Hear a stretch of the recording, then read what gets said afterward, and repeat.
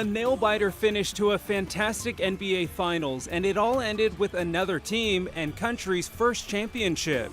Hundreds of people packed the downtown library for a conversation about the upcoming Drag Queen Story Hour event. This morning, we learned more about what the community thinks of the event. Doctors are now writing prescriptions for nature. They say it could help those who have chronic illnesses. Happy Friday, everyone. Welcome to KREM 2 Morning News. It's good to have you here with us. I'm Tim Pham. And I'm Evan Narani. Good morning. End of the Friday. week. It feels good, I know, doesn't it? It always feels great. Every Friday just feels amazing. It's just, and also it feels amazing outside right now. Yeah, last it does, night right? was, whew. Let's hold on to these maybe 60s for as long as we can. It's residual from last night. Yeah, very warm temperatures yesterday, right? Yeah, did we break any records? We tied a close to? record. Tied 91. a record. Wow. 91 degrees, yeah. And then Tri-Cities got to 100. My goodness, triple digits already. Yeah, so all coming up. We'll talk about that. Okay. Well, basketball fans, you're probably a little tired today. Last night, the Toronto Raptors became the NBA champions for the first time in program history. The Raptors defeated the defending title champions, the Golden State Warriors, 114-110 in Game 6 of the NBA Finals. I've been floating for the past couple hours. I'm thrilled. So many people deserve this. It's hard to just sit down and think about everything, but just the hard work and everything you put in to be able to be here at this level and be able to win. It's a dream. It's a dream. And Well, the Raptors won the series 4-2, denying the Warriors what would have been their third straight championship.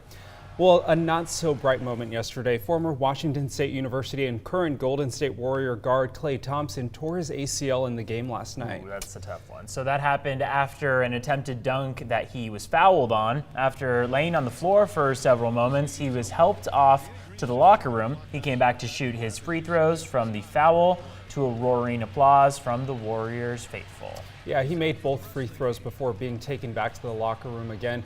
He didn't return to the game and finish with 30 points. What a bummer. Oof, there's been a lot of injuries over these last couple games. There's Kevin Durant. Right, and it just sucks because to not only just lose, but also to have such a terrible injury like that. We hope he recovers and is back next season. Absolutely. Big favorite in this part of the country. Yeah, I made the mistake of FaceTiming my parents yesterday during the game, and the whole time I was like trying to talk to them, and they were like, oh, and I was like, oh, they're not talking to me. Can you call back later, son? Yeah, no, literally, exactly. I was like, I'm your son. But yes, they were they were cheering for the Warriors, so, a little bit of a different scene for them, not so excited, but I'm sure plenty of people are at least happy to see at the end of the game. Speaking of Father's Day, if you got to talk to your dad last night, what's the weather going to be like this weekend? So it seems like it's going to be a good one, right? Maybe a good weekend to make those patio plans for brunch, all that kind of stuff. What we've got for today is a little bit of a breeze outside. We are waking up, though, to a beautiful start to the day. Take a look out toward downtown Spokane. The sun is coming up, clear blue skies. Again, temperatures yesterday tied a record. We saw 91 degrees. That was the warmest we've seen Spokane on June 13th, and we got right there. And as I mentioned, Tri-Cities, well, they got all the way up to the triple digits. Now, current wind speeds right now are a bit breezy on the trailing end of this cold front. So what happened was late last night, a cold front came through right after we reached those max temperatures, and we're going to keep cooling down just a bit. So today's afternoon temperatures are mostly going to be resting in the 80s, but you can see there will be a breeze not only this morning, but through about the rest of your day. So 12-hour forecast does show 82 degrees for that forecast high. That again is 9 degrees cooler than where we saw those temperatures yesterday.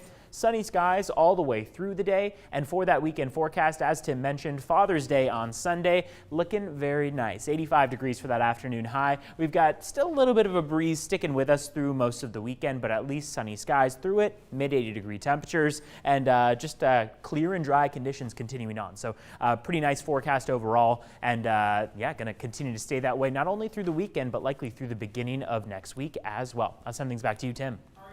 So much. We want to make the most of the time you have with us this morning, even if it's just for a few minutes. So let's check out what you need to know today. Cuba Gooding Jr. turned himself into police and was charged with forcible touching after a woman accused the actor of groping her at a New York City bar. The 51-year-old Oscar-winning star of Jerry Maguire denies the allegations. His lawyer says he will plead not guilty to the misdemeanor charge. A conviction could put him behind bars for up to a year. Patrick Frazee is accused of killing Kelsey Barrett in a case that has gained national attention. He's scheduled to appear in court today for his criminal case. Prosecutors say Frazee blindfolded and beat Barrett to death with a baseball bat. Barrett has not been seen since Thanksgiving Day. A judge ruled media will not be able to have access to the sidewalks outside of the courthouse where Frazee will appear. One of the last original aides to President Trump is leaving the White House. President Donald Trump announced Press Secretary Sarah Sanders' departure in a tweet before Sanders herself announced it in a press conference. No word on who will replace her. Sanders will return to her home state of Arkansas, where the president hopes she'll run for governor. The Blues did more than just win the Stanley Cup championship with Wednesday night's Game 7 victory. They also set a record for the most watched NHL game on record since they started keeping track in 1994.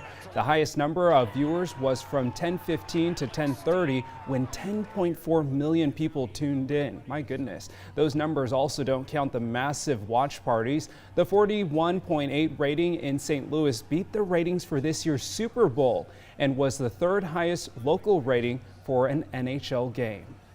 Well, today is the Army's 244th birthday. The U.S. Army was founded on June 14, 1775, when the Continental Congress authorized the enlistment of expert riflemen to serve the United Colonies for 1 year.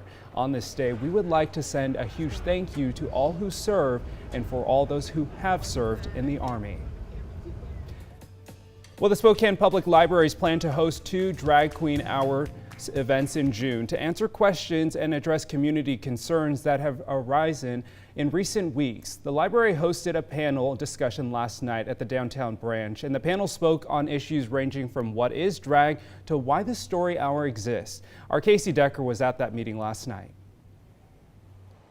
Well, Mark, the conversation here tonight was really exactly as billed, just a conversation. The panel featured 2 drag queens, 2 academics, and a minister, and they spoke candidly about questions like what is drag queen story time and why was it created, and the accusations that it equates to blackface or is inappropriate for children. There are kids out there that are confused by the idea of what a drag queen is. It's super easy to teach them what they are. They're adults that play dress up. So the fact that a drag queen is reading to a child is not putting that child at any more threat or risk than having your grandmother read to a child. There are parts of it that are completely acceptable to put in front of children, and there are parts that are not acceptable to put in front of children. There are paintings that you should not show your 5-year-old.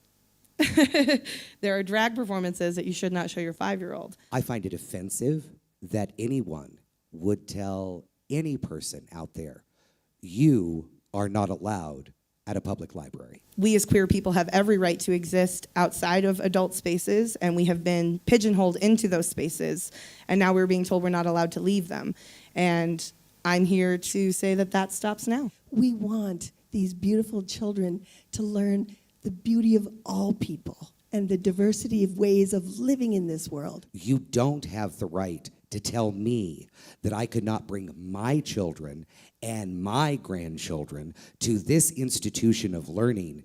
And if I choose to let my grandchildren and children watch Andrea read Mary's Got a Little Glam, that is my right. My first instinct is drag, comparable to blackface is... Drag is an entertainment and performance art.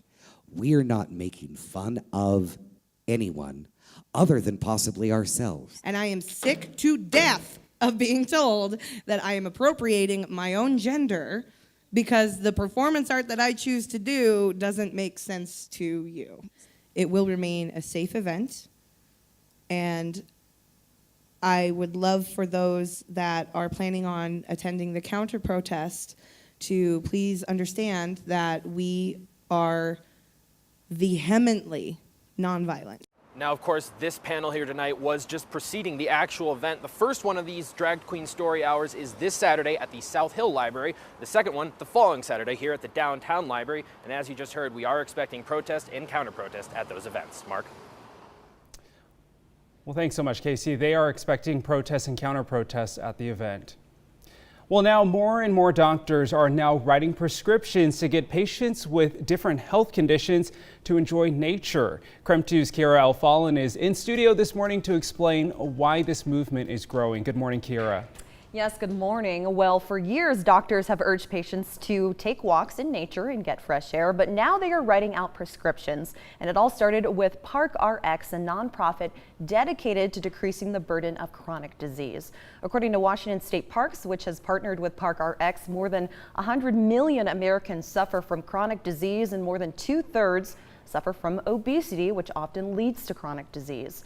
Spending time in nature increases physical activity, which decreases the risk of developing chronic diseases like heart disease, stroke, high blood pressure, type 2 diabetes, and mental health conditions. Doctors are hoping if they actually write it down, patients will take it seriously and improve their health.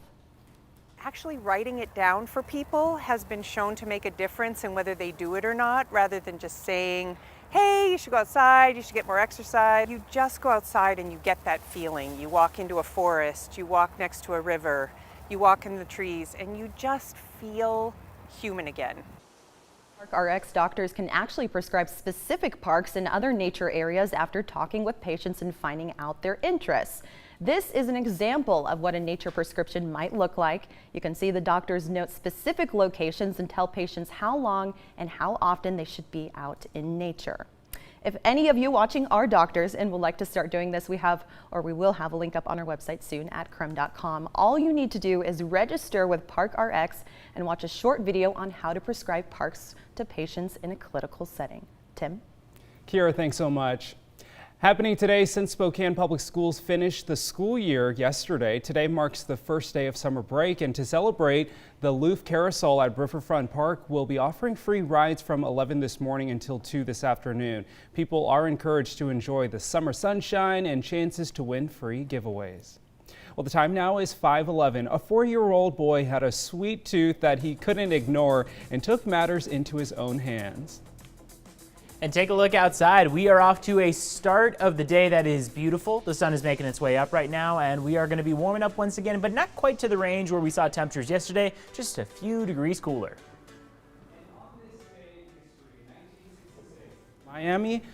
In Miami, a Florida State League minor league team beat St. Petersburg 4-3 in 29 innings, longest uninterrupted game, in organized baseball.